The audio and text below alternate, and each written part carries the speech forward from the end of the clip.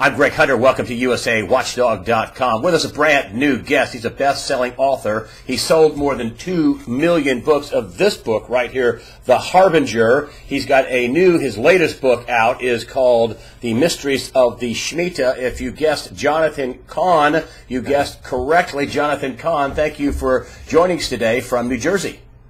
Great to be with you, Greg.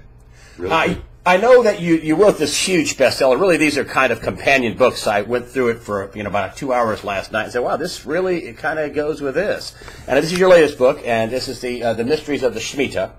And you said in this book that you didn't really want to write this book, that the book authors or the book publishers came to you and said, why don't you write a book? And you said, I don't want to write a book that dates things. Could you explain why you didn't want to write this book initially and what Shemitah is? It's about dating, calamity and about 7-year cycles. I'm oversimplified, I know, but can you tell me what Shemitah is and why didn't you want to write this book initially?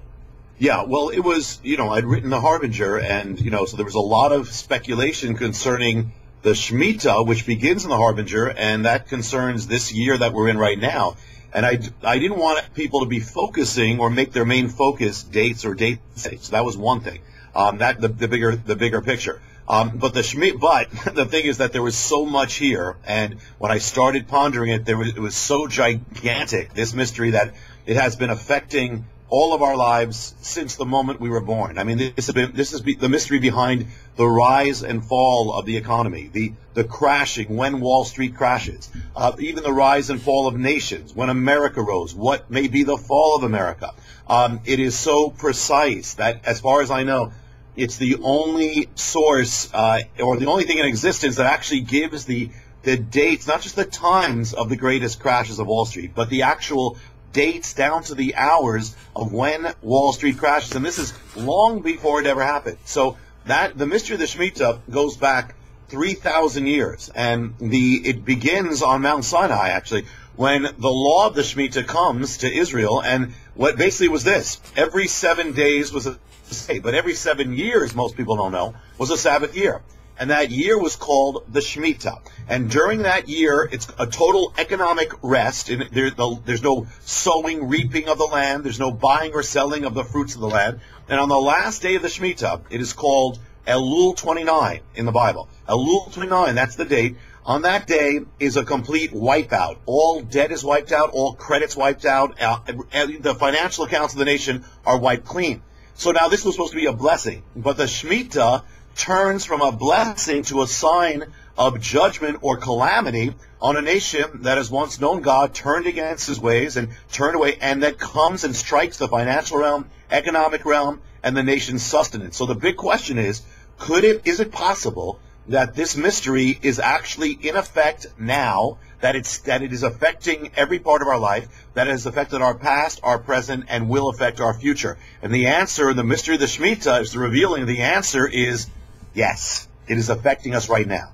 And if you take a look at 2001, you had the tech, the 9/11. Just not long before that, we had the tech crash. I think 2001. Right. And then you look at 2008, and that was a huge financial calamity. I was working at CNN in late 2007 and 2008, and the math was terrible. But of course, that's a man thing, not a God thing, and God way outranks the math.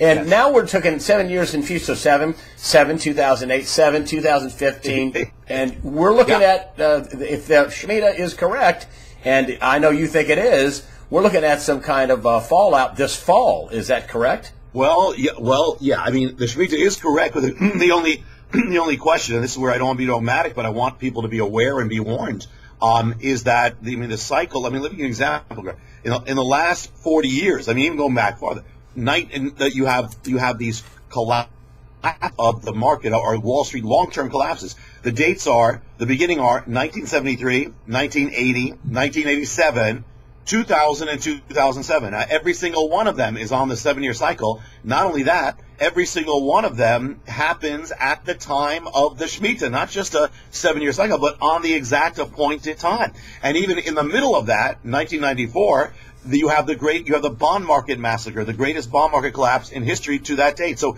every single one. So this has been, I'm not being dogmatic, but this has happened every single time. And the last two have been so exact. I mean, it's not just that there was a crash at that time.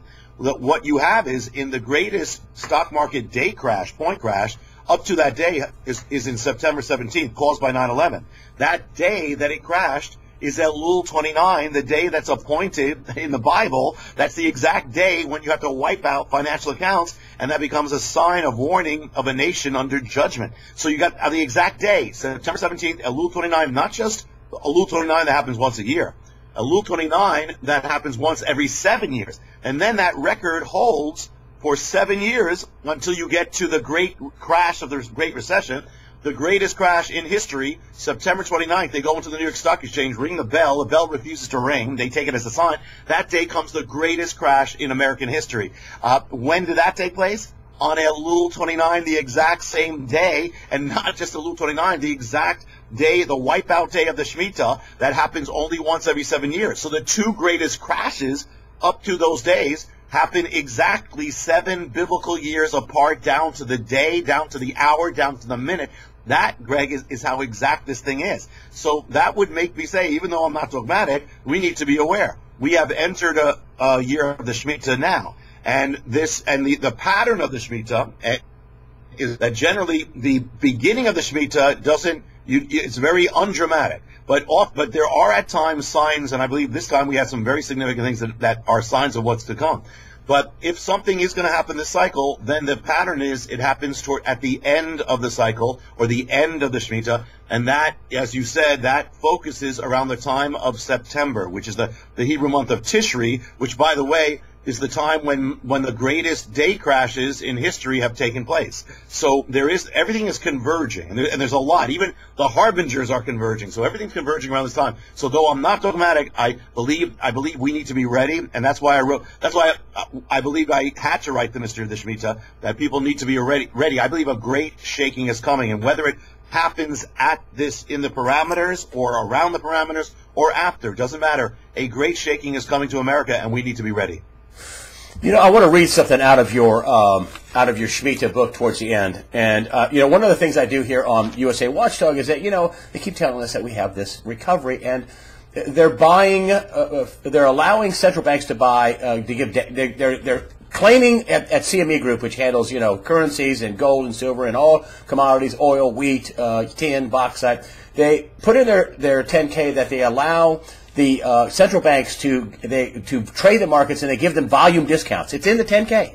They're getting central banks, people that can print money, volume discounts. You talk about an illusion. You talk about the illusions of this recovery when we have 93 million people that are no longer counted on work rolls, 46 million people that are on food stamps, 13 or 14 million people who are unable to work, who are injured, who are on disability. But I want to read this to you, and I want you to go step by step on this. And it says, you say in the Shemitah book right here, you say, the day of Shemitah's coming illusions are exposed. In the day of the Shemitah, coming illusions are exposed. Entanglements are broken. Pride is humbled. The gods, that's a lowercase g, little g, the gods are judged. Idols are wiped away. I want to start with the coming illusions are exposed. Are we living in a big financial illusion in your estimation right now? Yeah, I believe we are. One of the things that the Shemitah brings is, again, the wiping away of these things that have been built up that are really a house of cards. I mean, it's a wipeout phenomenon. And that happened in 2007 and 8, as we talked about before. It's happened before. The Great Depression, by the way, is also linked to the Shemitah, and all these things are.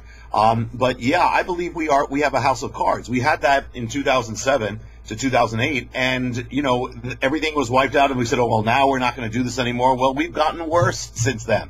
I mean, people are aware of this. One of the things of the Shemitah, and this is from 3,000 years ago, is that it deals with debt. When there's debt, that phenomenon is stronger. Well, what I've noticed is there are certain times when this phenomenon is stronger than other times. And the key times, if you look at the phenomenon of the Shemitah, are the 1930s. This thing has been in effect, for modern times. 1930s, where you have the Great Depression, and you have another depression in 1937.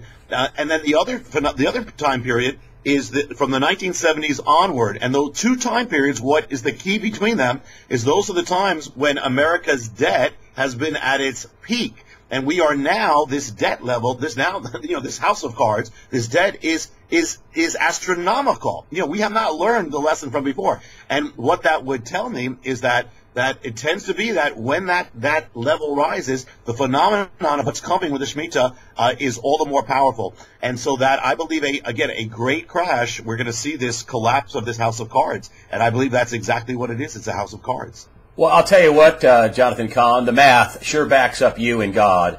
And we know we've got 18-something trillion dollars. We're growing it, according to John Williams, at $6 trillion a year. That's all total commitments.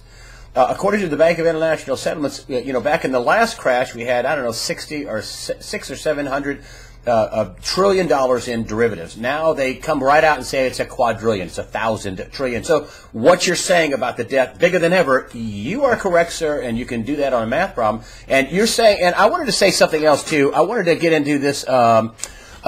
You say, and what people are probably sitting out there right now is saying, what should I do? And you actually address this in the mystery of the Shemitah, and it says, you say in there, what should I do in view of the coming calamity? And then you give this Bible verse, a prudent man foresees evil and hides himself. Why did you include that verse, and what does that mean?